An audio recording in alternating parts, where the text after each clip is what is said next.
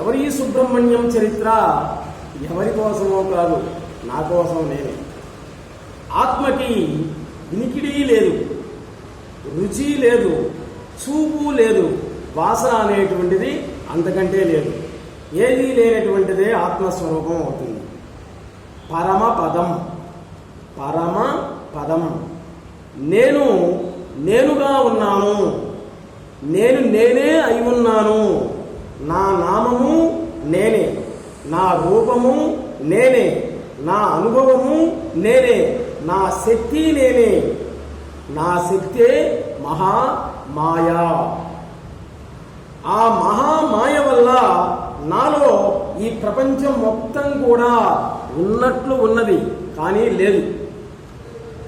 అటువంటి ఈ ప్రపంచంలో నేను ఇప్పుడు ఇక్కడ ఇలా నీలాగా ఉన్నట్లు ఉన్నాను, కానీ లేనే లేను. నేనే అయి ఉన్నాను. నేను నేనైన నేను అని జిల్లెళ్ళమూడి అమ్మవారు అనసూయ మహాదేవి గారు ఎప్పుడో వివరించి చెప్పారు. ఒక విషయం ఆలోచిద్దాం. ఏదైనా కానీ ఆ సమయం రావాలి, ఆ సమయానికి అదే జరుగుతుంది. మీసాలు గడ్డాలు రావటానికి మగపిల్లవాడు ఏమైనా ప్రయత్నం చేస్తున్నాడా? ఆ వయసు వచ్చింది, వాడికి అవి వచ్చాయి అంతే. ఆ సమయం వస్తే వాటిద్దట అవే వస్తాయి, సహజంగానే వస్తూ ఉంటాయి అవన్నీ కూడా, మీసాలు గడ్డాలు. అలాగే జ్ఞానం, మోక్షం అనేటువంటివి కూడా అంతే. ఆ సమయం వచ్చిందంటే అవి ఆగవు, నువ్వు వద్దనుకున్నా అవి వస్తాయి. అవి వచ్చినప్పుడు వాటికవే సహజంగా కలుగుతాయి మన ఆలోచనలు కూడా. ఇందులో మానవుడి యొక్క ప్రయత్నం, ప్రమేయం అనేటువంటిది ఉండనే ఉండదు. సాక్ష్యం లేనటువంటి సాక్షి కేవల సాక్షి. దేవుడికి కూడా తనను తాను వ్యక్తపరచుకోవాలనేటువంటి దురద, ఆ తీటనే దేవుడికి కూడా ఉంటుంది. ఎవరి ద్వారా వ్యక్తపరచుకోవాలి ఆలోచించాడు, జీవుడి ద్వారా వ్యక్తపరచుకోవాలి అనుకున్నాడు. జీవుడే దేవుడిగా మారి స్వప్నాన్ని కన్నాడు. ఆ స్వప్నంలో ఈ గ్రహాలు ఇవన్నీ కూడా కనిపించాయి. వెంటనే తర్వాత తయారు చేసుకున్నాడు, వాడికి ప్రాణం పోసుకున్నాడు. జీవుడిలోనే దేవుడు, దేవుడే జీవుడు అనడంలో సందేహం లేదు ఇక్కడ. కాబట్టి తనను తన్నే వ్యక్తపరచుకోవడానికి, తన బాధలన్నీ కూడా తీర్చుకోవడానికి భగవంతుడు ఈ జగత్తుని సృష్టించుకున్నాడు ఆయనంతటా ఆయనే. దేవుడు అంటే నాకు ఉన్నటువంటి దుఃఖాలు లేనటువంటి వాడు, నాకు లేనటువంటి సుఖాలు కూడా ఉన్నటువంటి వాడే. నిజానికి జ్ఞానానికి తెలిసినతనము, తెలియనితనము అనేటువంటిదే ఉండదు. తెలియనిటువంటి తనము తెలియనటువంటి తనమే అవుతుంది, తెలిసినటువంటి తనం కూడా తెలిసినటువంటి తనమే అవుతుంది. ఫ్లాట్ నిరాకారం, ఫ్లాట్ ఇది, అది నిరాకారంగా ఉంటుంది. కానీ బిల్డింగ్ అనేటువంటిది అది సాకారం. బిల్డింగ్ ఆకారం ఉంది, ఫ్లాట్కి ఆకారం అనేది లేదు. నేను అనేటువంటిది నిరాకారం. బాబు అంటే జీవుడు అనేటువంటిది సాకారం అవుతుంది. నిరాకారంలో సాకారం ఉంటుంది తప్పనిసరిగా. అలాగే దైవంలో జగత్తు అనేటువంటిది ఉండనే ఉంది. నాలో తను ఉంటుంది, కానీ జీవి అనేటువంటిది దేశం, నేను అనేటువంటిది కాలం అవుతుంది. బాబు అనేటువంటిది తల్లి, నేను అనేటువంటిది తండ్రి అవుతాడు. దాంట్లో ఎటువంటి సందేహం అనేటువంటిది లేనే లేదు. బాబు కావడానికి ఏ సాధన చేశావు అంటే, జీవి కావడానికి నువ్వు ఏ సాధన చేశావు? ఏ సాధన చేయలేదు అని చెప్పాడు. మరి జీవుడు కాకుండా పోయేందుకు కూడా ఏ సాధన అవసరమే లేదన్నాడు సద్గురు సుబ్రహ్మణ్యం గారు. నేను జీవి అన్నటువంటి దాంట్లో జీవితో సహా సహవాసం చేస్తే అది బంధం అవుతుంది. నేను నాతోటే సహవాసం చేస్తే అదే మోక్షం అవుతుంది. నిర్మోహమాటంగా చెప్పుకోవాలంటే ఐహికంగా కానీ పారమార్థికంగా కానీ లోకంలో ఉన్నదంతా ఆత్మవంచన. పరవంచనే, ఇంకేమీ లేదు, అంతే. భగవంతునితో సదా తల్లీనమై ఉండాలనేటువంటిది ఒక భక్తుడు యొక్క కోరిక. భగవంతునిలో లీనం కావడానికి అసలు నీవు ఎప్పుడూ ఆయనకి విడిగా ఉన్నావు, ఆల్రెడీ లీనమయ్యే ఉన్నావు, వేరుగా లేవు. ఆయన వేరు నువ్వు వేరు లేవు కదా అని అడిగారు సద్గురు సుబ్రహ్మణ్యం గారు.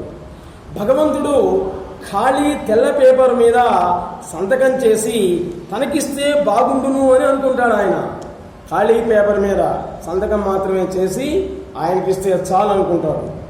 ఇది అంతర శ్రేయస్కరమైనటువంటి విషయం కానే కాదు. తానే ఖాళీ పేపర్ మీద సంతకం చేసి భగవంతునికి ఇచ్చేయమే తనకు శ్రేయస్కరం అవుతుంది. తనకు ఏది శ్రేయస్సో అదే చేస్తాడు ఆ భగవంతుడు. కారణం లేని కార్యం ఈ ప్రపంచం మొత్తం కూడా, కార్యం లేనటువంటి కారణమే దైవం. ఆస్తికుడు దేవుణ్ణి వెతకడు, నాస్తికుడు దేవుణ్ణి వెతకడు. మరి దేవుణ్ణి వెతికేవాడిని ఏమనాలి? ఈశ్వరుడికి జగత్తు లేక తెలియదు, జగత్తుకి ఈశ్వరుడు ఉండి తెలియటం అనేటువంటిది జరగదు. మొదటిది సాధనం, రెండవది సిద్ధి. తనకు ముందు వెనుక ఉన్నాయని భావించడం అనేటువంటిదే అదే మహామాయ అనేటువంటిది అవుతుంది. తనకు ముందు వెనుకలు లేవని ఉండడమే అదే జ్ఞానం అనేటువంటిది అవుతుంది.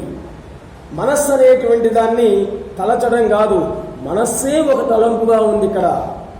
ఒకటి అనగా లెక్కించుడు ఎట్లు, ఆత్మ కాక ఆత్మ విచారం ఎట్లు, ఎచ్చట దొరుకున్నది ఏది లేదో, ఎచ్చట దొరకనిది కూడా ఏది లేదో అదే సంపాదించదగినటువంటి స్థితి. రామాయణంలో రాముడు ఉండడం కాదు, రాముడే రామాయణంగా ఉన్నాడు. అరుణాచలంలో శివుడు ఉండడం కాదు, శివుడే అరుణాచలంగా ఉంది. తిరుమల తిరుపతిలో వెంకటేశ్వర స్వామి ఉండడం కాదు, ఆ తిరుమల కొండే వెంకటేశ్వర స్వామి, అంతే. డబ్బును లెక్కించేటువంటి వాడికి ఆ డబ్బును పుచ్చుకొని లెక్కించుకునే వాడికి ఇద్దరికీ కూడా ఒక లెక్క అనేటువంటిది తెలుస్తూనే ఉంటుంది కదా. జ్ఞానం బోధించేవాడికి ఆ బోధన వినేటువంటి వాడికి ఇద్దరికీ స్వరూప జ్ఞానం అనేటువంటిది తెలుస్తూ ఉంటుంది. నేను అనేటువంటి ఈ సముద్రంలో ఎగిసిపడేటువంటి కెరటమే జీవి. అవి ఎగిసిపడినప్పుడు దాని పేరు జననం, అణిగిపోయినప్పుడు అదే మరణం. ఎగిసిపడితే జననం, అణిగిపోతే మరణం అవుతుంది. తాను కెరటం అనుకునేటప్పుడు కూడా తాను సముద్రమే అవుతాడు. తాను జీవి అని అనుకున్నప్పటికీ కూడా తాను బ్రహ్మమే, దీనిలో సందేహమే లేదు.